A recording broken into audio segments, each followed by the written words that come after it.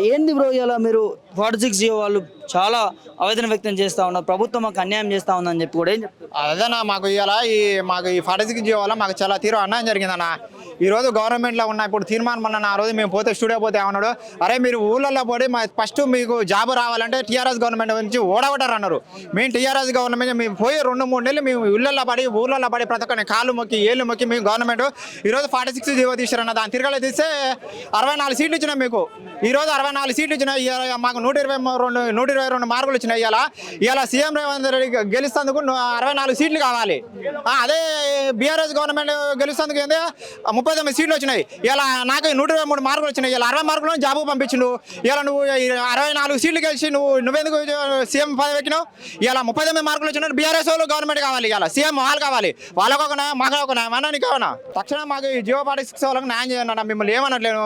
మాకు మెరిట్ మార్కులు వచ్చినాయి. మెరిట్ బేస్లో మీరు ఆ రోజు మీరు ఏమన్నారు, నోటిఫికేషన్లో ఏ విధంగా అయితే CD1 CD2 ఇచ్చారో అదే విధంగా ఇవ్వండి అన్న. మాకు అవసరం లేదు. లేకపోతే కోర్టులో కేసు కట్టేయండి. ఏజీ గారు వచ్చి అటెండ్ కమ్మని చెప్పండి. లేదంటే మా కేసు కట్టేయండి. మేము రోడ్ల పట్టుకొని తిరిగాము. ఇన్ని రోజులు మేము 13 నెలల సంది రోడ్ల పట్టుకొని తిరుగుతున్నాం అన్న. మీకు ఇదే న్యాయమా? ఇంకా అవసరం లేదు, నిరసన ధర్నాలు అవసరం లేదని ముఖ్యమంత్రి గారు అన్నారు. మంత్రులను ఎమ్మెల్యేని కలిస్తే మీ సమస్య ఏమంటారు అన్న? మంత్రులు ఇంటికి పోయి మీకు ఏదైనా ప్రాబ్లం ఉంటే పోయి మంత్రులు కాడిపోతే ఏమంటారా? నిన్న కాక మన కోమారెడ్డి ఏమంటారా? మాకు జియో 46 లేదు, 317 లేదు, ఏది పోదు.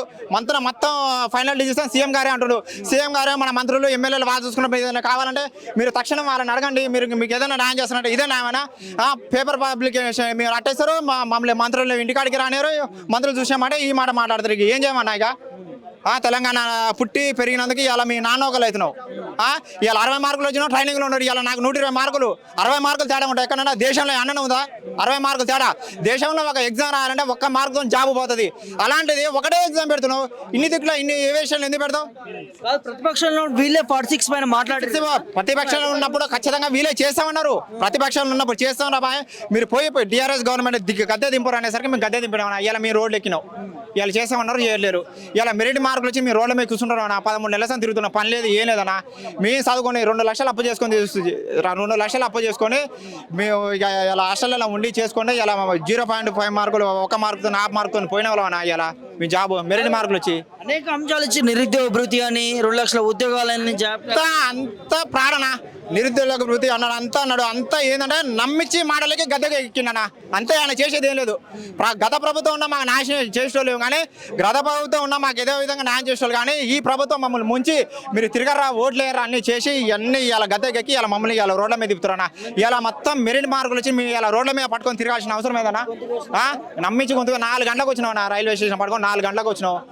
4 గంటలకు వచ్చి ఇప్పుడు మళ్ళీ ఇక ఈ రోడ్లో పట్టుకొని తిరగాల్సి వస్తుందన్న. ఇంటికాడ పోతే ఒక్కడు టీఆర్ఎస్ వాళ్ళకి ఆడిపోతే ఒక్కరు రానేట్లేదు మమ్మల్ని దగ్గరికి. అరే మీరు ఆ రోజు ఓట్లేసి గెలిపించుకోరు కదా, ఇవాళ మీరు మా ఇంట్లోకి ఎందుకు వస్తున్నారని మాట్లాడుతారు. ఇవాళ ఏం చెప్పామన్నా?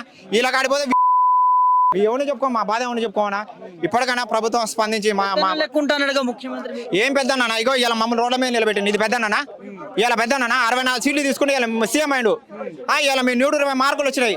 ఇలా మీ రోడ్ల మీద కూర్చున్నావు. 39 సీట్లు వచ్చిన ఇలా సీఎం పదవి ఇవ్వండి. వాళ్ళకేంటి? బీఆర్ఎస్ గవర్నమెంట్కి అండి. ఇలా నువ్వు నీకొకనా నాకొకనా? 60 మార్కులు ట్రైనింగ్ పంపించినావు. నువ్వు 64 సీట్లు ఉన్నావు, నువ్వు సీఎంకి వచ్చినావు. పూర్తిగా అన్యాయం జరుగుతూ ఉంది. మరి ప్రభుత్వం ఎందుకు పట్టించుకోవట్లేదు మీ ఆవేదనని? ప్రభుత్వం ఎందుకు పట్టించుకుంటుందో ఏమన్నా మాకైతే అర్థం కావట్లేదు. మాకైతే తక్షణమే న్యాయం చేయాలన్నా. అంతే. ఇక మేము రోడ్లకి మేము హైకోర్టులో మాకు కేసు కొట్టేయమనండి.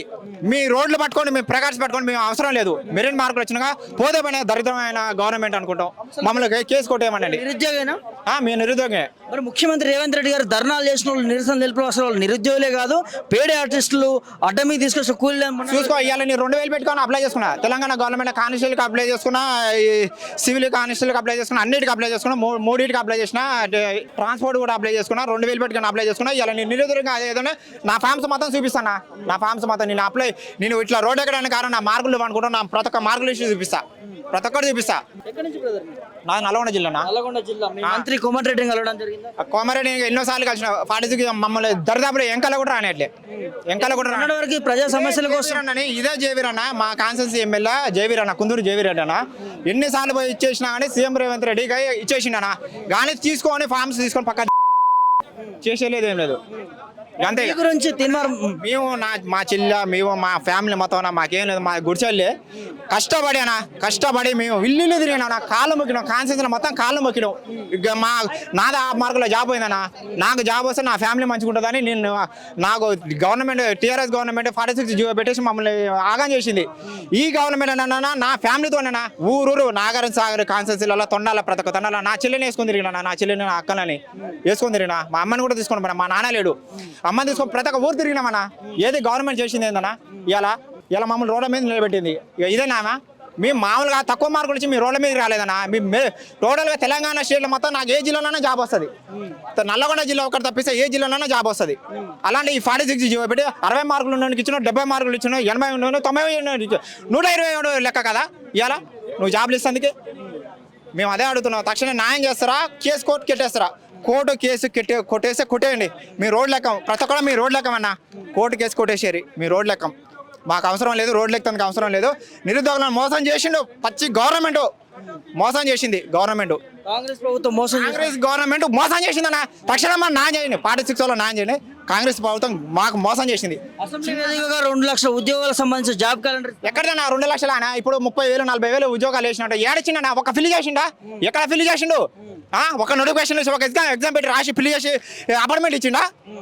అప్పటికే 30,000 ఉద్యోగాలు ఇచ్చిన 30,000 ఉద్యోగాలు ఎవరైనా 30,000 ఉద్యోగాలు వేసింది వాళ్ళ వేసింది అంతా ఫ్రాడ్ గవర్నమెంట్. ఈ గవర్నమెంటే ఫ్రాడ్. నోటిఫికేషన్ ఇచ్చింది కేసీఆర్ అయితే రేవంత్ రెడ్డి దానికి నోటిఫికేషన్ లో ఏ విధంగా అయితే ఇచ్చినావు, నోటిఫికేషన్ లో ఏ విధంగా నువ్వు ఈ పేపర్ చేసిమెంట్ ఎట్టిచ్చినావు, నోటిఫికేషన్ లో యథావిధిగా వ్యాజ్ టీసీ పిల్లి చేయన్నా నిన్ను ఎవడు అడగడు. సీఎం రేవంత్ రెడ్డి గారు మందినే కుట్టిన బిడ్డని నాకు కుట్టిన బిడ్డలాగా చేస్తున్నాడు. నోటిఫికేషన్ ఇచ్చింది కేసీఆర్, ట్రైనింగ్ పంపించింది ఈయన. నువ్వు ఏడేసిన 30,000 ఉద్యోగాలు మీరు చదువుకోలేమా? మాకు తెలియదా?